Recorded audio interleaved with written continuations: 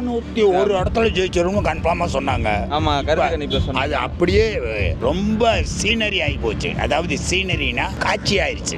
இங்கே அறிவார்ந்து சிந்திக்கக்கூடிய மக்கள் அதிகம். பிஜேபி இங்கே அவ்வளோ சீக்கிரம் முன்னேறது கஷ்டம். ஒன்று அதிமுக இல்லை திமுக. இங்கே மத ரீதியான பிரச்சாரமோ ஜாதி ரீதியான விருப்புணர்வு பிரச்சாரமோ இங்கே செயல்படக்கூடாதுங்கிறதுக்காகவே இவ்வளோ பெரிய முன்னோர்கள்லாம் நமக்கு சொல்லி கொடுத்துட்டு போனதுனால ஒரு தொகுதி கூட வர முடியல.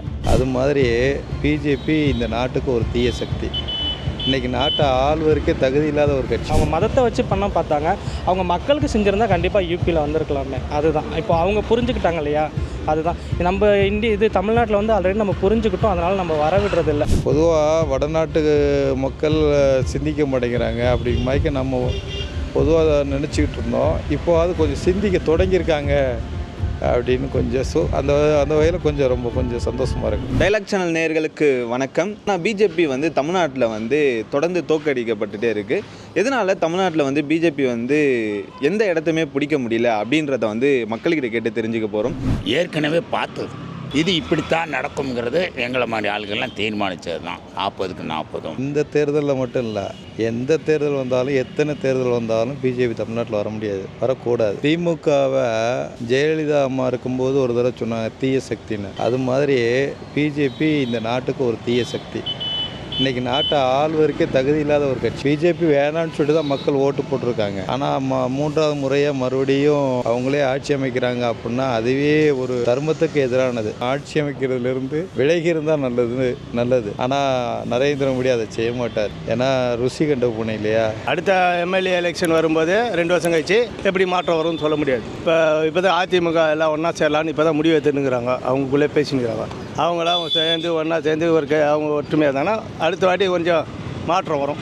இது எல்லாருக்கும் தெரிஞ்ச விஷயம் தானே. அவர் தோப்பாருன்றது ஏற்கனவே எல்லாருக்கும் நிறைய பேருக்கு தெரியும். அவங்களுக்கே தெரியும். இருந்தாலும் கௌரவத்துக்கோசரம் நாங்கள் ஜெயிப்பண்ணி போராடுறாங்க. ஆமாம், இதில் என்ன நம்ம சொல்ல வேண்டியிருக்கு. அது தோற்றது நியாயம்தான். அது அவர் தமிழ்நாட்டுக்கு நிறையா ஒன்றும் செய்யலை. அவர் மேலே நிறையா குற்றச்சாட்டுகள் இருக்குது. அவர் இந்த அளவுக்கு ஜெயிச்சிருக்கிறாருனாக்கா அது ஏதோ ஒரு குருட்டு லக்கு தான். மற்றபடி நியாயமான ஜெயிப்புலாம் ஒன்றும் கிடையாது. இப்போ அவர் கூட்டணி ஆட்சி அமைச்சாலும் கூட ரொம்ப நாளைக்கு ஓடும் அப்படின்னு சொல்ல முடியாது. ஏன்னா நிதிஷ்குமாருடைய கொள்கை டைப்பு செயல்பாடு பேச்சாற்றல் வேறு, ஆந்திரா முதல்வருடைய கொள்கை வேறு. அப்படி இருக்கும்போது இந்த 2 பேருக்கும் பதில் சொல்லி சமாளித்து அரசாங்கத்தை நடத்தணும் அப்படின்னா அது ரொம்ப காலத்துக்கு ஓடுன்னு சொல்ல முடியாது. மோடியினுடைய கொள்கை ரொம்ப தீவிரமான கொள்கை, ஒரு ராஜபோகமான கொள்கை. அந்த கொள்கைக்கு இவங்க அணிப்படி வாங்களா, மிரட்டலுக்கெல்லாம் பயப்படுவாங்களான்னா பயப்பட மாட்டாங்க. இப்போ எதிர்கட்சி வேறு பலமாக இருக்குது. அதனால் எதிர்கட்சிக்கு ஒரு பதில் சொல்லி ரொம்ப காலம் கவர்மெண்ட்டை நடத்த கஷ்டம்தான். ஏன் தமிழ்நாட்டுக்குள்ளே பிஜேபியால் வரவே முடியல? பிஜேபி நம்ம சில பேர் சொல்கிறாங்க மோடி நம்ம இப்போ இருக்கிற டிஎம்கே இப்போ மோடி சலுகைலாம் இங்கே நம்ம தமிழ்நாட்டுக்கு வருது. ஆனால் இவங்க வெளியே காட்ட மாட்டோம். அதனால் தமிழ்நாட்டில் ஒன்றுமே செய்யலான்ட்டு ஒரு மக்களோட வெறுப்பு. பிஜேபி இங்கே அவ்வளோ சீக்கிரம் முன்னேறது கஷ்டம். ஒன்று அதிமுக இல்லை திமுக. இந்த 2 கட்சிகள் தான் மாறி வரும். இங்கே அறிவார்ந்து சிந்திக்கக்கூடிய மக்கள் அதிகம். படிப்பறிவு இல்லாட்டினாலும் கூட மக்களுக்கு கேள்வி ஞானம் கொஞ்சம் அதிகம். சொன்னால் புரிஞ்சுப்பாங்க. எல்லாருமே படிச்சுட்டு இருக்காங்க அது இல்லை. எனக்கு தெரிஞ்சு இந்த காய்கறி விற்கிறாங்க ஒரு அம்மா, அவங்களுக்கு படிக்க தெரியாது, எழுத தெரியாது. ஆனால் அவ்வளோ அரசியல் பேசுவாங்க. அவ்வளோ தெளிவாக பிஜே வரக்கூடாதுன்னு சொல்லுவாங்க. அவங்க இந்து மதத்தை சேர்ந்தவங்க தான் அவங்க இத்தனைக்கும். ஆனால் அரசியல் தெளிவாக இருக்காங்க, தெளிவாக பேசுகிறாங்க. அவங்க இந்த மதம்ன்ற அரசியல் தான், மற்றபடி ஒன்றும் இல்லை. இங்கே எல்லா மதமும் ஒன்றா சேர்ந்து நினைக்கிறாங்க, ஃப்ரெண்ட்ஷிப்பாக இருக்காங்க. ஆனால் அவங்க அந்த நம்ம மதம் அப்படின்ற ஒரு போர்வையை கொண்டு வரதுனால நம்ம மக்களுக்கு பிடிக்கிறது இல்லை. இப்போ நீங்கள் வேறையாக இருக்கலாம், நான் வேறையாக இருக்கலாம். நீங்கள் கேட்டோன்னு நான் இன்டர்வியூ கொடுக்குறேன், ஓகேங்களா.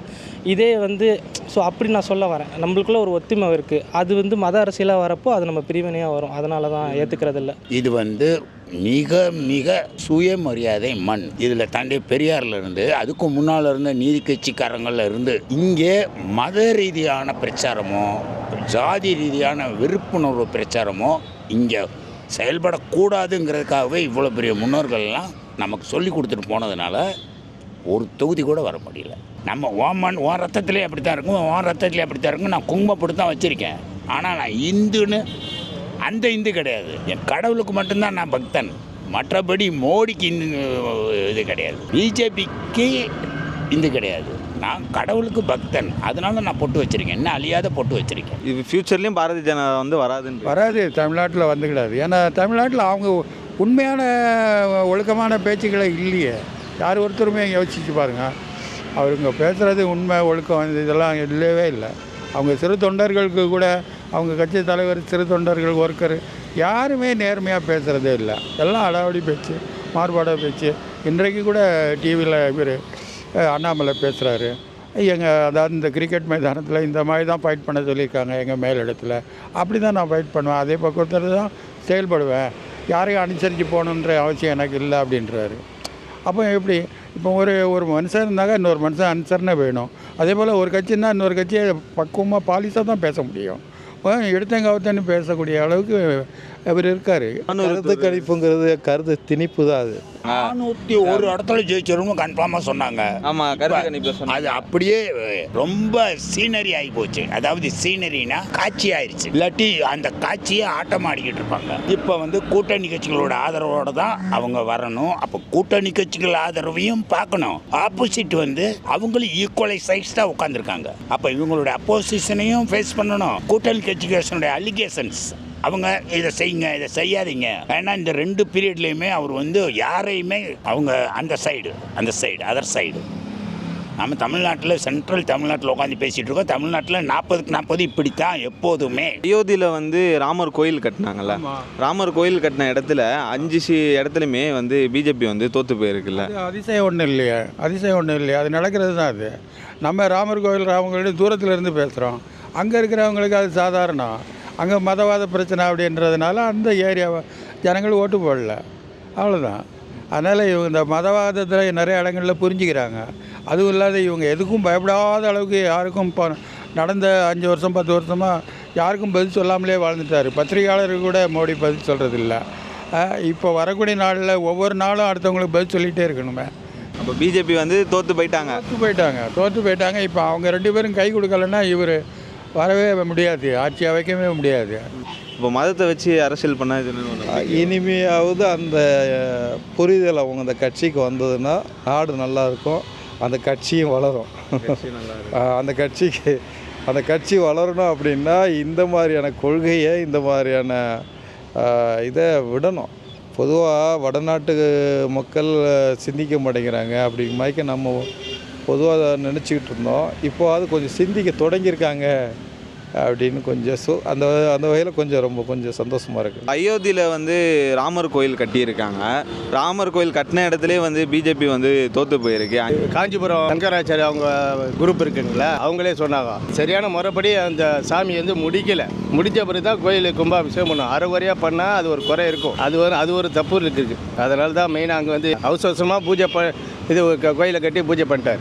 இது வந்து ராமர் வந்து மோடிக்கு கொடுத்த தண்டனை அயோத்தியில் தோற்றது. ஆமாம், கண்டிப்பாக இருக்கும். அதான் அவங்க மதத்தை வச்சு பண்ண பார்த்தாங்க. அவங்க மக்களுக்கு செஞ்சுருந்தா கண்டிப்பாக யூபியில் வந்திருக்கலாமே. அதுதான் இப்போ அவங்க புரிஞ்சுக்கிட்டாங்க இல்லையா, அதுதான். நம்ம இது தமிழ்நாட்டில் வந்து ஆல்ரெடி நம்ம புரிஞ்சுக்கிட்டோம். அதனால் நம்ம வரவிடுறதில்லை. நம்ம யார் இவங்க வந்தால் நம்ம மத அரசியல் வந்துடும் அப்படின்றனால இப்போதைக்கு நம்ம பாஜகவை எதிர்க்கிறோம் மீன்ஸ் அவங்க நமக்கு வேணாம், நமக்கு தேவையான அரசியல் இங்கே இருக்குது, அது போதும் அப்படின்ற மனநிலைமையில் இருக்காங்க. ஓகேங்களா? அதனால் ராமர் கோயில் கட்டின இடம் மட்டும் இல்லை, இங்கே மட்டும் 6 தடவை வந்தாங்க. முக்கியமானவங்களாம் 6 தடவை வந்தாங்க. கடைசியாக வந்து விவேகானந்தர் மண்டபத்தில் வந்து உட்காந்துருந்தாங்க. வள்ளுவர் பாறையில் வந்து உட்காந்துருந்தார். கடைசியாக அடுத்த நாள் 3ஆம் நாள் அதுக்கு இந்து தமிழ் பத்திரிக்கையில் போட்டிருக்காங்க. இந்து தமிழ் பத்திரிக்கையில் இவருடைய வருகை, அதனுடைய விளைவுகள் என்ன அப்படிங்கிறத இனிமே யோசிக்கிறதுக்கு வள்ளுவர் சொன்ன அந்த குறளையே போட்டிருக்காங்க. இடிப்பாரை ஏகாரா மன்னன் அடுத்து கெடுவார் இலானின் கெடும். என்னது? அதாவது இடித்துரைப்பார் இல்லாத ஒரு மன்னனுடைய செயல் அவனை கெடுப்பார் எல்லாமே கெடும். வள்ளுவர் சொல்லியிருக்காரு. அதை இந்து பத்திரிகையில் நேற்று பத்திரிகையில் போட்டிருக்காங்க. அவருக்கே அறிவுரையா, இனிமேல் உங்களுக்கு இடித்துரைப்பார் அங்கே வந்திருக்காங்க. இடித்துரைப்பார் உங்கள் கூட்டணி கட்சியின் முறையிலையும் வந்திருக்காங்க. எதிர்கட்சியிலுமே 234 பேர் வந்து அங்கே உட்காடுறாங்க. இவருக்கு 234 தான் நோ மெஜாரிட்டி. ஸோ சப்போர்ட்டிவ் அலையன்ஸோடு தான் நீ ரூலே பண்ண முடியும். அவங்க ப்ரெஷர் இருக்கும். எனக்கு இதை செஞ்சு கொடு, அதை செஞ்சு கொடுன்னு நீ பாட்டுக்க நினச்சதெல்லாம் பண்ணிவிட்டு அயோத்தி ராமர் கோயில் 2000 கோடி 20,000 கோடி எங்கிட்டு இருந்தோ பணம் வந்துச்சு, அங்கிட்டு இருந்தோ பணம் வந்துச்சு. அயோத்தி ராமர் கோயில் நீ கேட்டியா? இயற்கையாகவே நீ கேட்டியா? அதை வச்சு அந்த பக்கம் அரசியல் ஓடி இருக்கு. அதில் 234 வந்துட்டாப்புல. வாழட்டும் நீளட்டும் ஆஸ் ஆக்சுவல். சரிண்ணா, ஓகே, நன்றிண்ணா. சரி, இப்போது வந்து 3வது முறையாக பிஜேபி வந்து மோடிஜி வந்து பிரதமராக போகிறாரு. இந்த அடுத்த 5 ஆண்டு ஆச்சு எது மாறினா நல்லா இருக்கும்னு நினைக்கிறது? ஒன்றும் இல்லைங்க. இப்போது நீங்கள் ஒரு வீட்டில் ஒரு தலைவராக இருக்கீங்கன்னு வச்சுங்களேன், உங்கள்கிட்ட பணம் இல்லை உங்களுக்கு அந்த ஆளுமை திறமை இருக்குன்னா வீட்டில் இருக்க எல்லாத்துக்கும் ஒன்றா நீங்கள் பண்ணாலே போதும். அதுதான் பெரிய பிள்ளைக்கு சின்ன பிள்ளைக்குன்னு நீங்கள் அவங்களுக்கு தேவையானதை நீங்கள் பண்ணாலே போதும். மற்றபடி நம்ம யாரையுமே குறை சொல்ல வேணாம்லாம் சொல்ல முடியல. மனுஷனாக பிறந்த எல்லாருமே நல்லவங்க தான். ஸோ இந்த மாதிரி பிரிவினை நம்ம வரப்போ தான் கொஞ்சம் கஷ்டமாக இருக்குது. அதனால் நம்ம ஏற்றுக்கிறது இல்லை, வேறு ஒன்றும் இல்லை. சரி, இப்போது பிஜேபி கவர்மெண்ட் வந்து திருப்பி ஆட்சி அமைக்கிறாங்கல்ல, ஆட்சி அமைக்கிறதுல ஏதாவது இந்த வாட்டியாவது மாறிடும்னு ஒரு இல்லை, அவங்க ஆர்எஸ்எஸ் கொள்கை தானே. அப்படி இருக்கிறதுனால அவங்களுடைய கருத்துப்படி தான் இவர் பிஜேபி இயங்க முடியும், மோடி கூட இயங்க முடியும். அதனால் இவங்க மக்களுக்கும் இவங்களுக்கும் சம்மந்தமே இல்லை. ஏன் தமிழ்நாட்டுக்குள்ளே பிஜேபியால் வர முடியலன்ற கேள்வியோட மக்கள்கிட்ட போகணும். ஒவ்வொருத்தவங்க ஒவ்வொரு மாதிரி கருத்து சொன்னாங்க. உங்கள் கருத்து என்னன்ட்டு கீழே கமெண்ட் பண்ணிட்டு போங்க. இதே மாதிரி அடுத்த டைலாக் ஷீட்டில் உங்களை சந்திப்போம்.